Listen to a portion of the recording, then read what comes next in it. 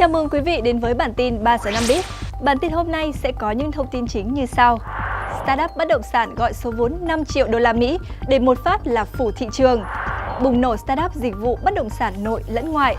Khởi nghiệp bất động sản đang là trận chiến sẽ nằm trong phần ứng dụng kinh doanh cuối bản tin. Ngay bây giờ, xin mời quý vị sẽ theo dõi bản tin 3 giờ 5 Biz.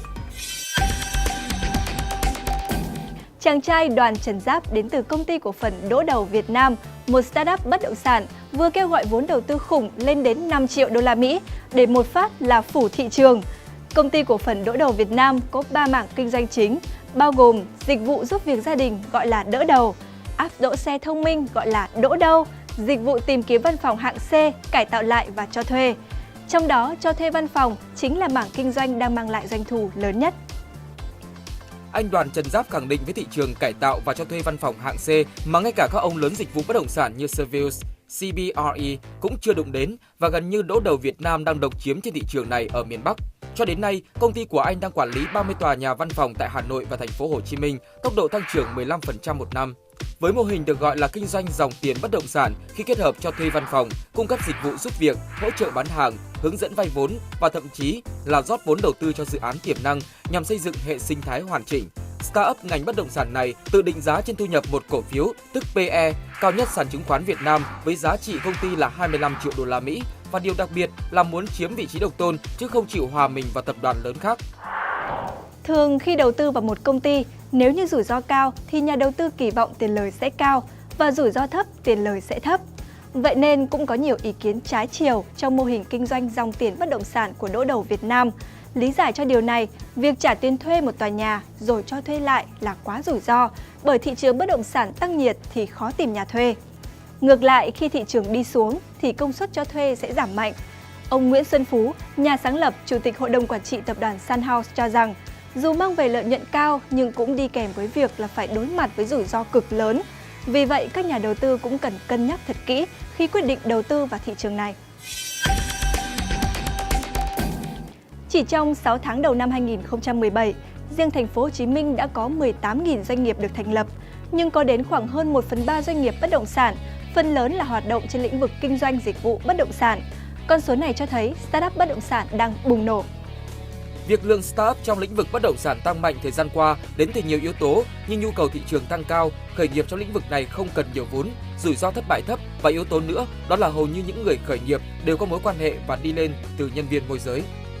Sân chơi không chỉ bùng nổ các startup Việt mà còn có các doanh nghiệp bất động sản ngoại đang đổ bộ mạnh mẽ vào thị trường Việt Nam với những thương vụ M&A đình đám như Capital Singapore, Berjaya Land Malaysia, Capital Singapore. Trong đó có cả những doanh nghiệp môi giới ngoại nhập cuộc như Era Real Estate. Nhà môi giới đến từ Mỹ đã âm thầm mở 5 văn phòng giao dịch và một trụ sở thương mại tại các quận trung tâm thành phố Hồ Chí Minh. Đại gia mới này không giấu tham vọng trong 5 năm sẽ là đơn vị phân phối bất động sản hàng đầu Việt Nam với mạng lưới hơn 50 văn phòng giao dịch trên khắp các tỉnh thành trung tâm và sở hữu 5.000 chuyên viên tư vấn được đào tạo bài bản. Điều đó cho thấy sức ép cạnh tranh ngày càng lớn và các doanh nghiệp kinh doanh bất động sản mới thành lập không dễ ăn. Với sức ép cạnh tranh ngày càng lớn và các doanh nghiệp kinh doanh bất động sản mới thành lập không dễ ăn, có thể nói sân khởi nghiệp bất động sản hiện nay đã thành một trận chiến. Thực tế, khá nhiều doanh nghiệp dịch vụ môi giới hiện vẫn mang nặng tư duy mì ăn liền, chú trọng vào doanh số hơn xây dựng chiến lược phát triển bền vững. Đã không ít những bạn trẻ khởi nghiệp từ bất động sản trong thời gian ngắn để rồi thất bại và trở lại với chiếc áo của người làm thuê. Hay thậm chí, nhiều bạn trẻ khởi nghiệp với mô hình môi giới bất động sản F2 đã bị sàn F1 chặt chém phí môi giới trong việc chào bán. Bối cảnh hiện tại khi hoạt động kinh doanh địa ốc gắn liền với ứng dụng công nghệ đã dẫn theo thị trường dịch vụ môi giới cạnh tranh gay gắt hơn bao giờ hết. Điều này đồng nghĩa với việc phải nâng cao trình độ chuyên môn, nghiệp vụ và kỹ năng bán hàng cho nhân viên tư vấn thì doanh nghiệp mới tồn tại và phát triển. Đồng thời, những ông chủ doanh nghiệp dịch vụ môi giới nếu muốn thành công cần thay đổi tư duy, chú trọng đẩy mạnh truyền thông và phát triển thương hiệu hơn là chăm tập trung vào doanh số. Điều quan trọng, các startup bất động sản nên ghi nhớ là đặc biệt tập trung vào tuyển dụng và đào tạo nhân sự.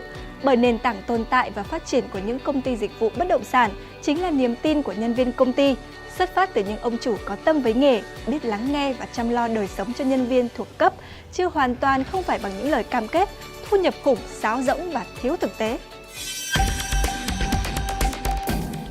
3 giờ 5 Biz xin tạm dừng tại đây. Hy vọng những thông tin về các startup trong lĩnh vực bất động sản trên sẽ cung cấp thêm cho quý vị cái nhìn toàn diện hơn về chiến trường đang hết sức sôi động và khốc liệt này. trở thành chiến binh đánh lớn hay du kích, tùy thuộc vào chiến lược của từng startup. Tuy nhiên, việc trang bị chiến thuật và vũ khí phù hợp là không bao giờ thừa. Còn bây giờ, xin kính chào quý khán giả và hẹn gặp lại vào bản tin sau.